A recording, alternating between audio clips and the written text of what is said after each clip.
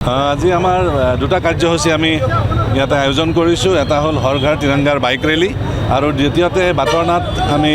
পথ সুৰক্ষাৰ কাৰণেও লগতে সংগতি ৰাখি আমি আয়োজন কৰিছোঁ আৰু যথেষ্ট সংখ্যক ইয়াতে অংশগ্ৰহণকাৰী আমি আজি দেখা পাইছোঁ আৰু আমি আশা ৰাখিছোঁ যে আমাৰ যি হৰ ঘৰ তিৰংগাৰ বিভিন্ন বিস্তৃত কাৰ্যসূচী আমি লৈছোঁ, সেই কাৰ্যসূচীৰ জৰিয়তে আমাৰ সকলো ৰাইজকে একত্ৰিত কৰি আমাৰ যি আমাৰ অতীতৰ আমাৰ জয়গাথা আছে বা আমাৰ যি গৌৰৱময় আমাৰ ইতিহাস আছে, সেই গৌৰৱময় ইতিহাস আমি সকলোৱে স্মৰণ কৰিব পাৰিম আৰু দেশপ্ৰেমেৰে আমি উদ্বুদ্ধ হ'ব পাৰিম। লগতে আমি সকলোকে আহ্বান জনাইছোঁ যাতে প্ৰত্যেক ঘৰ মানুহেই ইয়াতে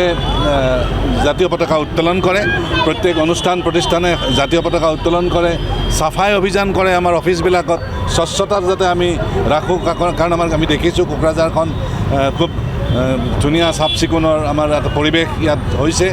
গতিকে আমাৰ অফিচবিলাকো যাতে আমাৰ চাফ চিকুণ হয় আৰু ইয়াৰ লগতে পথ সুৰক্ষাটো এটা আমাৰ ডাঙৰ প্ৰত্যাহ্বান। আমি জানো যে বহু মহামাৰীতকৈও আমাৰ কেতিয়াবা পথ সুৰক্ষাই আমাৰ জীৱন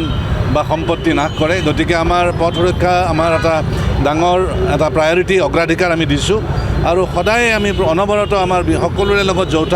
প্ৰচেষ্টাৰ জৰিয়তে আমি যাতে